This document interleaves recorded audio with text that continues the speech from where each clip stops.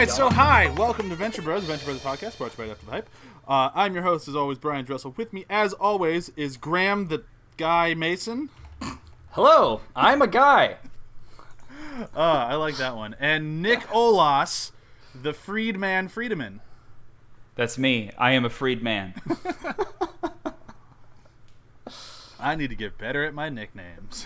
No, I don't think so. Fine. You're doing all right. Those are good enough? Yeah. Perfect.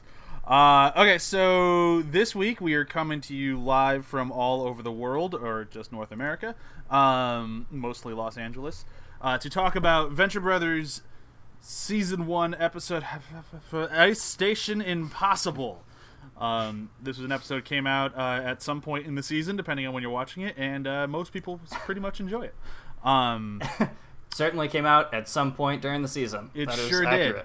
Especially if you're watching one of the orders that we've talked about many times. Although I do think it is somewhere in the middle for both of them. So at least there's that. Yeah. Right? Yeah. Yeah. I agree with that. Because it's not fully set in, but it does have some references, but not as many as others. Yeah, and you don't really need to have it at any specific point in the season. As long as this happens in Season 1, so stuff in Season 2 is set up, I think you're fine. Yes. Yeah, I like the placement of this one's important to really anything, unless Race was going to come back for something, which he doesn't. Which is too bad, because I liked Race. But before we get too far in this, since Nick wasn't here for the last couple of episodes, I'm going to make him do the breakdown this week of what happens in Ice Station Impossible. Ha. Perfect. So, You sound super excited. thrilled. Go Team Nicholas! You got it. So the episode starts with Race Bannon fighting these snake men on an airplane, and basically does his kind of like I would say like a little quippy one-liner before leaving, and then the plane blows up, and then he basically gets clipped by the plane while enjoying his one-liner as he basically like falls through the air. So then basically that the canister that he was trying to take from this airplane hits Hank, and essentially they start investigating, and by they I mean the boys and Brock start investigating what's happened to this canister and what happened to Race and blah blah. Then you also have Dr. Venture, who's in this super secret compound working for his old professor, Professor Impossible, and basically doing some sort of think tank for them with Pete White and Billy Quizboy, and basically he's struggling to come up with ideas and to kind of like adjust to this new experience. That's the super watered down version of what. Yeah, but I think that works. That's a pretty good recap, if you will. Thank you. Around the table, what are the hot takes here? Do people like this one, dislike this one? What do you think? It's all right. It's certainly not my favorite. I do like Rich Impossible, voiced by Stephen Colbert. That is really fun. I do enjoy his character throughout whenever he comes in, either in this episode and other episodes in the future. It's funny. It's funny for its one-liners and stuff like that, but yeah, it's certainly not my favorite. What about you, Nick? I agree wholeheartedly. I felt like there are parts that, like we've talked about on previous episodes, that we've been like, well, this episode's not so great, but it does set up a lot. This sets up a lot, like a ton, actually. And the problem I have with it is there's a handful of things that just don't quite land. Like, it feels like it's just slightly askew on a lot of things. Like, there are definitely some good, funny moments, but it's... Like, the example that I would give is, like, and this bothers me every time I've watched this episode, is Sally's ears, when she turns invisible, stay flesh-colored. I didn't notice that until this time of watching it. I was like, oh, that's unfortunate. I don't know what color they should turn, or if they should just disappear entirely. I am almost 90% sure in later episodes they are also red. Oh, that makes sense. Yeah. Yeah, and I think this episode just has a few things like that. Like, I think that's kind of like a weird running sort of thing in this episode, is that things are just like not as polished as they traditionally are in this show, and that's why it kind of feels a little off. See, I'm not sure if I agree or disagree. Like, I'm kind of like, I really enjoy watching this episode. Again, kind of like I want to say the Sargasso episode. It's not one of my go-to, but when it's on, I enjoy it. Like, I'm such a Fantastic Four geek that like I like any of the episodes where they show up. Yeah. But as far as the not polished goes, it's funny because I feel like the A and the B story, I'm not sure which would be considered A or B. Probably Venture would be the A story. But like one of those feels more polished than the other. And I'd say the B story feels more like a Venture Brothers episode to me. Like the whole Race Bannon getting clipped by the plane, falling to the ground, having kids play with his dead body. The boys trying to be like spies or cowboys. Like all of that. That just feels like pure Venture Brothers just joy to me. All the way through like Hank getting turned into a human-sized bomb. All that stuff just feels like the stuff I love about this show. And then all the other stuff, it's funny and it works, but it's kind of like what you're saying. I feel like it's one of those Doc Hammer knew and Jack Spock knew that these characters are going to be important to the world of Venture Brothers. So let's set them up in a really good way. So we definitely know all four of them. We know who they are, what they stand for, their jokes, their quirks, all of it. And then we'll deal with them more later. So it kind of felt like I got shortchanged a little bit of a great Venture Brothers episode by having a very decent setup episode. Does that make sense? Totally. Totally. Yeah, I'd say that's very accurate. Even with all that though, I still really do enjoy watching it. Like there's like even like the kind of setup stuff, it's still great. Like Stephen Colbert as Impossible he's one of my favorite characters. He's so good. And going through our notes from the epic Barack, if you will, he brought up something that I didn't actually know, which was Colbert. I thought he quit the show. I didn't know that he did not know that he had quit the show, which is kind of interesting. Weird. When he quit the show, is one of his assistants was called saying, "Hey, we have another episode for him to do," and he's like, he doesn't have time for that, and never actually asked him. And when he found out about it, he's like, "No, I absolutely have time for that," and that's why he came back to the show, which I thought was kind of cool. Yeah. But there are little things in this episode that I kind of want to pick our way through that I really enjoy. Specifically with Race Bannon, like I love the whole thing on the plane. Like I love the snake guys. I love the "you suck." Like, it's just... Yes. They also hiss as he throws a grenade and he jumps out. So if you rewatch it, they're going like, and then it blows up. Like they're hissing at him, but that's like a cat-like behavior. But it was definitely something that they were just threw in. They were like, whatever. They're snakes. Who cares? Yeah. I really like that. Like, do they ever come back? Really?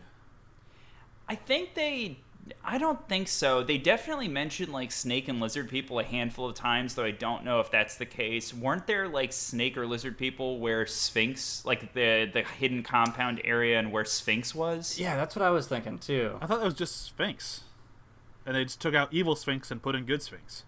Right. But it wasn't like there. Maybe they just. Yeah, I thought the henchmen were snake people.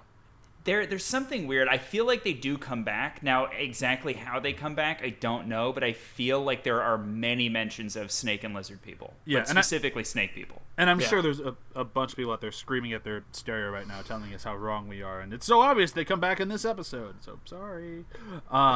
We haven't gotten there yet. Yeah, we're going through the show. Yeah.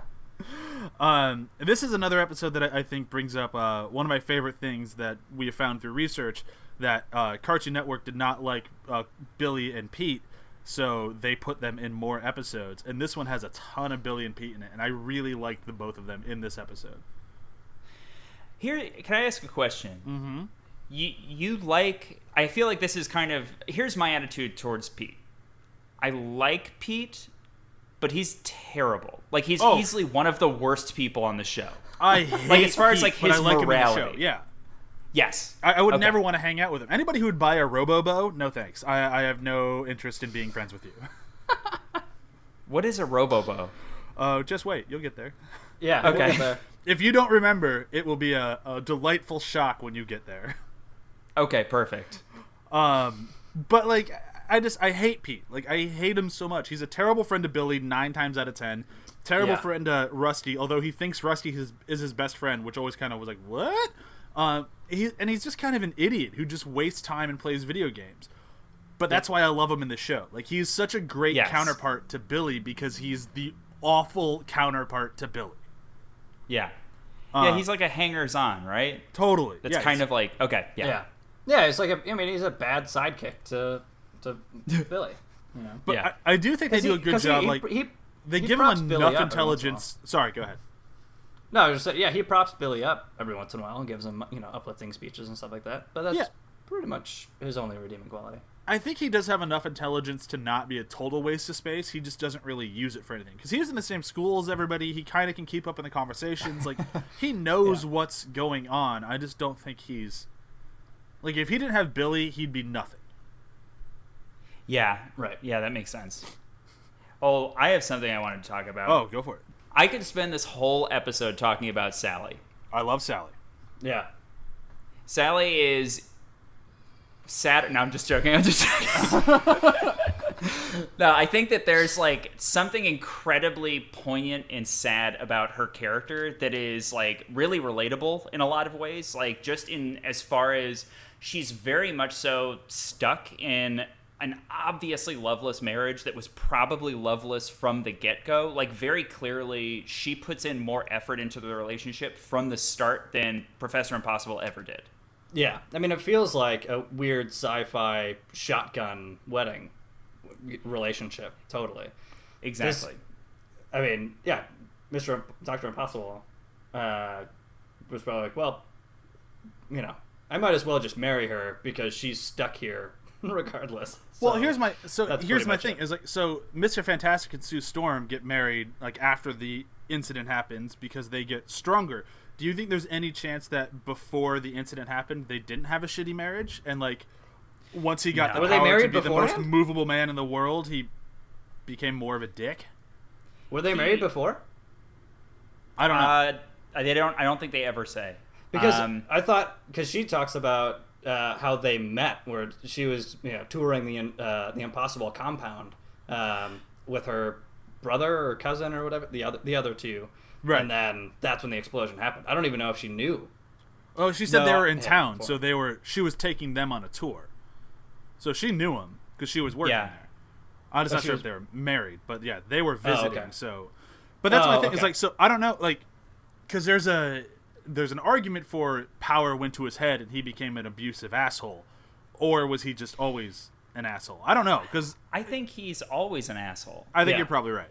Because ignoring any of the stuff in the future of the show, because I do think that we get like flashbacks to kind of like his class and stuff like that, like ignoring all of that, I think very much so like he's like a very status seeking person. Yeah, And so because of that, like she represents to him his like ultimate stain as far as like what's the blemish on his like power seeking record is he has this wife that he can't take to these social functions to like be kind of like his second. You know what I mean? Oh, totally. Yeah, he has a trophy wife he can't treat as a trophy. Exactly. Yeah. And so for him it's this like terrible situation, and that's the way he looks at it, completely 100% completely not seeing her side of things, like not putting himself in her shoes ever. And I think that was from the get-go, but because he didn't have that power, because he didn't have that status yet, it probably wasn't as pronounced. But guaranteed, you cannot convince me that he put in an equal amount into that relationship before the explosion. She always put in more. You're definitely right, and it's kind of Yeah. it's one of those things where it's like at the end of the episode where you find out she's pregnant, it's like it's one of those rare moments in the show where it's just Oh like, my God. that's just heartbreaking. Yeah. Like this show Terrible. doesn't usually go for like sad moments. Like it does every now and then, but for the most part, not really. Yeah. That was a And, legitimate. and like, certainly not oh, that sad sucks. moments. Yeah, and certainly not sad moments that are like in reality at all, like in like any sort of relatable situation. And this, like you're saying, it's like Sally's situation is kind of relatable in a weird sci-fi version way, but like, God, like her moments on screen when she's describing what happened of like how they met and how they got it and how she got into the situation and how she can't leave is one of those actually heart-wrenching moments of like, oh God, that sucks. Yeah. Yeah. The other things in this episode that I kind of want to talk about is got to be the boys. Like we haven't really talked about them at all. Yes. But there's something that's like Yeah. we've seen it a lot through the show, and it happens quite often. but there's something so delightfully desensitized about them that I always find entertaining. And this episode is like the best example of that, at least so far, I think. Of like, there's just a dead guy, and they're just super excited about it. And Hank's cracking jokes next to it, like, yeah, in this line of work, you see it all the time. Like, It's true. And then they bring it back with Dean being pretty desensitized to the fact that his brother's being turned into a bomb. Yeah.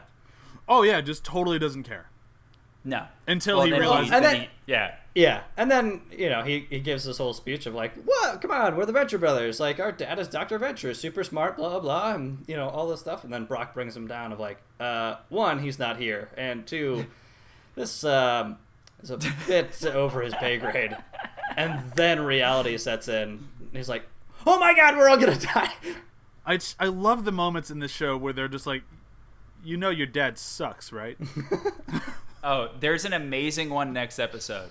Oh. It is one of my favorite quotes for the whole show is in next episode. I look forward to. There's some really good ones in the next one. Yeah. The other thing that, like, this is one of those things that just totally went over my head because I wasn't much of a Johnny Quest fan. You guys know that Race Bandon's actually a character from Johnny Quest? Yes. I did yeah. not know. Like, that was one of those things where it's like, I knew he was like modeled after him, but I thought it was more like Action Johnny. Although in this season they actually do call him Johnny Quest. But I thought it was more of, I was like, well, it's kind of a loving nod to that, not a total It's just lift. it's uncanny. Yeah. Yeah. More than that, but yeah. No, the hair, shirt, like, everything. Yeah. I mean, he's definitely that Mike Pence guy that everyone's been memeing up the Ew. place. Gross. Yes. Hey, at least he died, right? You get to watch Mike Pence die. Hooray! That sounds true. bad. And shit himself. God. Oh, I Brian's love gonna the have to, shitting edit himself. so much out of this episode. I'm gonna leave that part in. Fuck Mike Pence.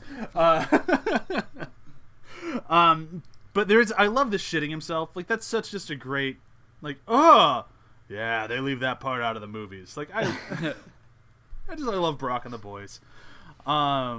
What else haven't we hit on? Like, what else? I feel like there's a lot in this episode that just kind of like, it just happens and it's just funny, but it's just not a lot of sticking.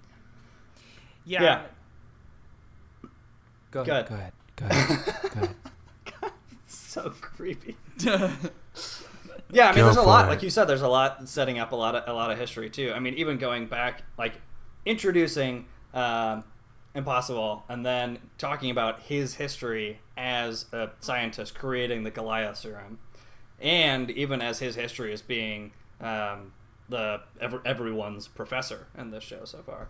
And so it sets up so much. Like even introducing a character, and it's like, oh yeah, and this guy's been here the whole time, and before these guys were even relevant. Like even before they were in college, he was creating the thing that is afflicting Hank right now. Yeah. Exactly. And I like that. Like, I really kind of wish that there was more to do with that Goliath serum. I kind of wish the payoff was a little bit better than just, it doesn't work on humans. I actually really like that line though. Yeah. Like that. Like we're talking about favorite moments. It's actually that's my favorite moment. Is that point where it's just like, oh man, what's he gonna do? What are they gonna say? No. Well, that's the point. See, all right, this is something I was going to bring up, but I have to very strongly disagree because there's a few problems with this. One is this is such a small thing, so this is not like really going against your point. It's just more like this really bothers me every time I watch the episode, which is they make an orange liquid, and then he's like, you invented ranch dressing. I don't know why that bothers me so much, but it does. You're right. It bothers the crap out of me because, one, it would make way more sense if they invented Tang, because Tang is actually a scientific thing that was invented for astronauts. Like, why it's obviously Tang. We know it's Tang. Just say it's Tang. And if you injected somebody with ranch dressing, that would not go well. No, they're dead. If you injected them with Tang, though, they would probably just turn into an orangutan. Yeah. And that's fine. Funny, and fine. Yeah, exactly. And well within the sort of like mythos of the show. Just very silly. He already has a beard. Like, come on, just go full orangutan. And a magnificent beard, too. Oh, it is. It does look I kind of good. wish he had a beard now. Yeah, I know. He looks good with a beard. Yeah. He does. But the other thing this is the other thing that I wanted to bring up as well is, and it occurred to me as I was watching it this morning, that how do they know what the symptoms are if they've never tested it on humans? Oof. Well, they tested it on mammals. Hold on. I got this one. Science? Perfect. Nailed it. Nailed it. Nailed it. By the way, I would totally let that go if, when they showed the ant, when they were showing like the Goliath serum, if they'd done a cut to the ant and the ant had a little beard. Yeah, I would have been totally fine with it. Yes, accurate. Yes, I believe it. That would have been better, but oops. But no, Anyway. I agree. That moment is the worst. I answered the question both with the lore of the show. I feel like I did pretty good there. Yeah, I agree. could write for them now. Yeah, Exactly. you can certainly try. Okay, so I don't think there's really a lot to still cover in this one. And tell me if I'm wrong. I think we could move on to the end of this thing. I agree. Yeah. There are little things here that Brock pointed out that I think are kind of interesting. The fact that Brock kills a polar bear with nothing but his hands. In Meanie Miny Magic, one of Brock's deepest desires is manifested by the Joy-Can. It's to fight and kill a polar bear with a knife. Kind of interesting. Yeah. That one was kind of cool. Let's see. What else is there? I did like the Fantastic body- Four jet. Oh thing. my god! I almost forgot the quit. Well, that's my favorite moment, so I didn't forget it. I have it down here Okay. at the bottom. I'll leave it. I just wasn't gonna bring it up because I didn't want to spoil the fun. I'm sorry. Way to go, fuckface. Edit me out. No. Done editing out. At this point, we've done it too many times. If only you could hear the hour-long version of this episode.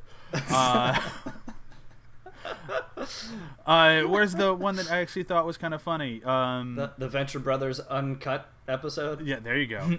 That's what we The Race Bannon's body being dragged is actually a callback to fuck, I just lost it.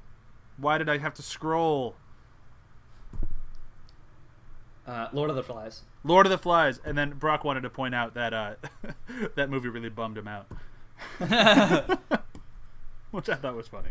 Yeah. Not that he was bummed out, but that he had to point it out in this. I love it. Me too. Okay, I think that's everything I have here. So if we want to move into the end of this thing, favorite moment, since we were just kind of talking about mine, I'll go for it. It's when when Impossible is firing Dr. Venture, and he takes him out in the Fantastic Four jet, where all four of them sit impossibly far away from each other. And he's trying to have a conversation with him, and it's bothered me since I was a child reading Fantastic Four. Like, how are they talking to each other? And it's just so beautiful. He's talking to his, what? What? I can't hear you. Not just a conversation where he's threatening Dr. Venture, Oh, which yeah. you would say is probably one of the most important conversations to be heard from. Yep. And then as they land, he's like, "I'm glad we've had this little chat." Yes. It's such a good one. That's it for me, though. Yeah, I was just, since we already kind of poked mine in there, the end of the episode where it's like, "You invented ranch dressing. All we learned is that the Goliath serum doesn't work on humans. We certainly didn't test it on any. I mean, that was the whole point. You'd send a bug or something." I just love that. It's like, It's such obviously, a- because It was a great moment till Nick ruined it. I know it was good. It was going to have so much better until Nick ruined it. Yeah. Thanks a lot. But no, Nick. it's like, Sorry. 'cause- Thanks a lot, fuckface. whoa. Oof. Them's fighting words. I'd say come at me, but you're in Canada. You're not going to come at me. Nope. No, I'm not. It'll be slow going for him Yep. to come at you. Yep. Sometime in September, maybe. Yeah. Look out. I'm so worried. I know. All right, Nick, what about you? Your favorite moment? My favorite moment was when Sally's explaining the whole thing, and she's like, and I took my family to the Impossible Industries, and then that big explosion happened, and then Rusty cuts in, I remember when that happened. and then just silence, and he's just like basically like go on, and you're just like, oh my god, like what a monster. I mean, you can always trust Rusty to be Rusty. It's true. Oh, that was peak. That was peak Rusty too. Just like Totally. Because you can see the little, like, the childhood joy of just pop out of it into his face of like, I remember. Oh, yeah, that was a terrible thing that you're talking about. Oh, right now. that happened to you. That Oh my changed God. your life dramatically into this terrible situation in which you are currently describing to me. yes. As good as that moment was, Go on. for some reason I expected Nick's favorite moment to be when Johnny Storm, whatever his name is in this, got out of the thing and just lit on fire. That just felt like a moment that Nick was laughing at. I wrote that down. I said I wanted to give a shout out to Cody's voice actor, which is Jackson Public, who know that it was like at least 30 minutes of screaming that somebody had to edit down into some sort of coherent like sequence. Jeez. Oh, it's a good one. It's great. All right, so that brings today's episode to a close. Next week, we have yet another great episode coming up. I'm forgetting the title of it now because that's just what I do these weeks now. Are you there, God? It's me, Dean. It's such a good episode. It's so good. It really is, and sadly, my favorite part is at the very, very end. But I'll spoil that at the very end of next week's episode. But before we get out of this, it's time for a quick round of plugs. Nick, what are you plugging this week? Same thing I plug every week, Brian. The assassin. Way to Nailed it. plug it. Yeah. Cool. All right. No. So, I'm not Perfect. plugging anything. Nick, you nailed yours. So, Yeah, everyone I think knows that's what Nick's pretty did. Let's move on. Yeah. All right. I'm going to plug a little game I've been working on called Assassin's Creed. Yep. It's been the I hear that's really good. You know, it sucks, and it's mostly the acting recording that I'm personally responsible for. That I botched it. I'll be honest. It's Yeah. the worst. Really it's takes ever you out been. of the game. That's what I hear. Brian's taking a bullet for me, but we did botch it. So no, it's good. It's good. Yeah. I can't really say anything besides the fact that I worked on it. But yeah, buy it. It's great. I am a fan of the series and look forward to playing it. I will plug, however, after the hype. We are officially coming back in August. I have just set the schedule. The first episode up will be A Wrinkle in Time, which will be fun to talk about. Hopefully more fun than watching it. Woof. I didn't mean to throw that much shade at it, but it really looks Woof. I really, really don't want to see it. But I guess that's the joy of having a movie podcast. Indeed. All right, so thank you very much, everybody, for listening. Tune in next week for Are You There, God? It's me, Dean, one of the best out there. And bye! Bye-bye.